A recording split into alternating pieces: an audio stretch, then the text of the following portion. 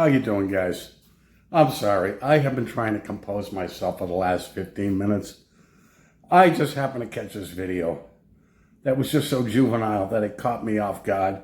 And I have been laughing and crying nonstop for the last half hour, trying to get it out of my head. I don't care how old I get. My sense of humor doesn't grow up with me. It's just as childish as it was when I was in junior high school, which is probably why I never made a good JW. As a matter of fact, it was 1993. I used to work in a waterfront restaurant, and after work, I would go home. Now, I was into artwork heavily at the time, primarily oil paintings, but after a while, I find the oil paintings to be very cumbersome and just a hassle to get cleaned up and get set up every day. So I started doing pencil sketches. And if I wasn't working, I was probably doing the pencil sketches. And I got very good at it for a while. Anywhere from 8 to 12 hours a day, I would be doing it. Well, the guys would come over after work. And the first thing they would do was turn on MTV. So we watched Beavis and Butthead. I don't care how many times we saw this. They were juvenile, it was childish, and we laughed our asses off. Then somebody would break out the doobie. And this was my introduction to hydroponics. So while I'm doing the sketches and we're watching Beavis and Butthead, somebody will pass along, here, take a hit. And I did. Oh, wow. Not gonna lie about it. The stuff hit me like a brick. It was unbelievable. But one thing the guys noticed, that as I smoked more and more stoned, my sketches got more elaborate and they got really way out. And before you know it, they started coming over to watch the sketches. Here, take another hit. And I did. Well, this went on for quite some time. And I was like, wow, that is phenomenal. I was doing a sketch of a castle. And I was really so toasted that the towers started leaning. I said, frig it. I just went along with it. Before you know it, this is a complete donut-shaped castle. I did this for quite a while. After a while, I had moved. And just to get everything set, I had stopped doing the sketches for a few weeks.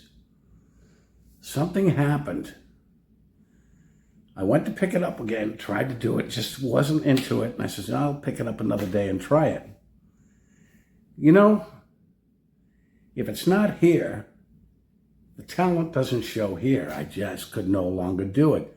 I don't know if it was because I moved. I don't know if it's because of change of circumstances, or I don't know if I just flat out outgrew it. But this was 30 years ago, and I have not picked up a paintbrush or a pencil ever again, which was kind of a shame because I really enjoyed it. But, oh well, I guess we do change with time. And the funny thing is, when I stop doing something, I have never gone back to pick it up and do it again. So chances are I will never do it again. Kind of like being a JW. Now the artwork stopped. Just like that, night and day. My interest in Jehovah's Witnesses was much the same thing. It wasn't gradual. Guys, I got to get me some more coffee. Hold on. For a few years, I was heavily into it. I was reading every publication, always in the Bible. On Sunday or midweek, I would not only catch my meeting, but on occasion, I would catch another meeting at another congregation. I was heavily involved in a ministry school. It was about 2011, 2012, when there was a complete abrupt change. And this is long before I knew about the child abuse problem. It's just all of a sudden I started questioning everything. It's like everything started getting very redundant. At one time I thought it was progressive, but it wasn't. It was the same thing week after week after week. And even when there was so-called new light, all it was another polished turd placed in front of you. That's all it was. Well, towards the end, I had been mocked, was on restrictions. So it gave me time. It gave time for the smoke to clear and find out, what is this organization all about? Now, this was about 2012. Mike and Kim were relatively new on the scene at that time. And over the next few months, I started finding out about the things about Watchtower. Now I was finding there was a reason to dislike this organization. Well, I had a judicial hearing, and the guys, they figured it might be a good idea to have another Bible study. They figured this would reel me back into the organization, because they remembered back when I was heavily into this stuff. I mean, as far as the ministry school, I was the designated substitute, so I was up on the platform every other week. And all of a sudden, it was like overnight, that changed. My meeting attendance dropped. My service hours became basically nil. If I said God or goddamn in a sentence or in a conversation, I would mark that down as ministry hours. So I was finding myself pulling away more and more and more. They figured another Bible study would rekindle my interest and bring me back in. I knew myself better than that. I agreed to it. But not to bring myself back into the organization, but to feel them out and find out exactly what they knew. And over the next few months, I found out they knew everything. And it wasn't like they were defending what was going on. They admitted, several of them had admitted what was really going on. The unfortunate thing is, if they were placed in those circumstances, they themselves would defend the organization over a helpless kid whose life was destroyed. Well, over the next few months, I started having this Bible study. And unlike my first Bible study, I asked a lot of hard-hitting questions.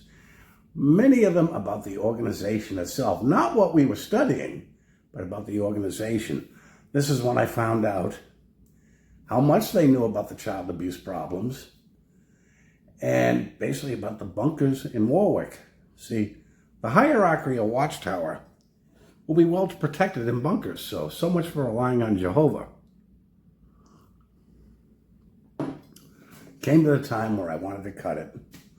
And every week I would say, I want to tell them, I'm leaving the organization, that's it. But it never happened, because the thing was I would have more and more questions. And I was very good about outmaneuvering these guys, because for some reason they thought I was a nice guy, so they pretty much would tell me anything I wanted to know. Memorial time was coming. Now, the year before, I had skipped out on the memorial, because I just had no interest. I took it for what it was, a complete rejection. I showed up for the memorial, so several people had seen me. As soon as the back were turned and people were going inside, I turned around and left. Well, the memorial was coming up again. And I says, okay, that was that, so I was going to go. Yeah, I guess I'll go. And in all honesty, I really didn't want to. But I says, okay, I'll show up. Well, I did. The talk was done very well.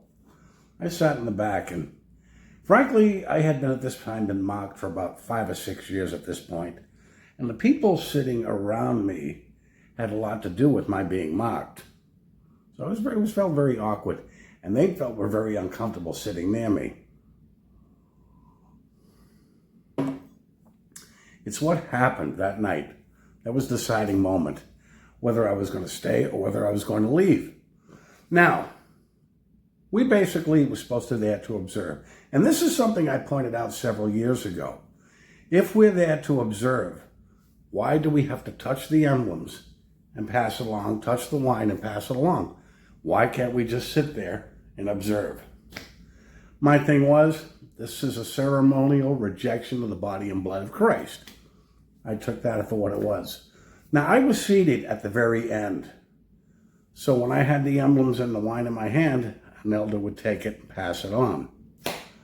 I no sooner had them in my hand when they were snatched out of my hand like lightning.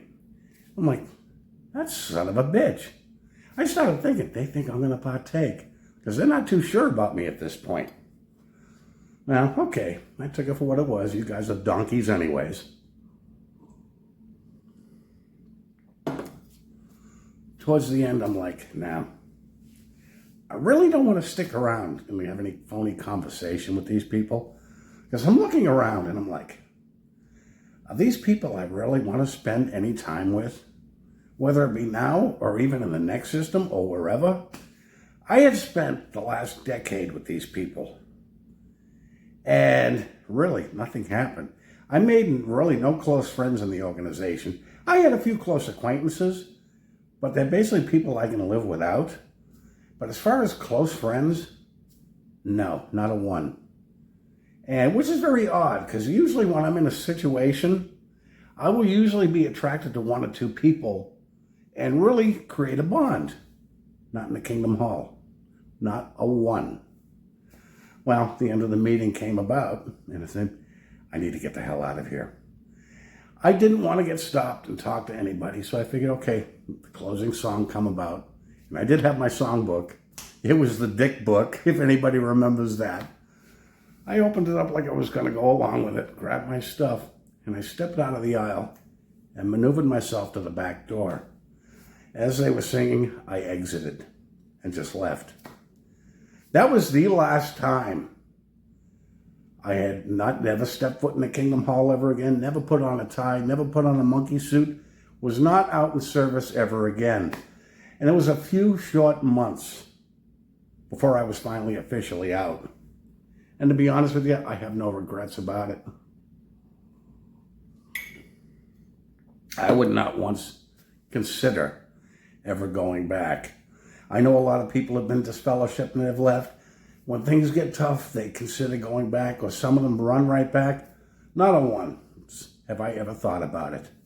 I've been approached a couple of times over the last 5 or 6 years, and the answer is no.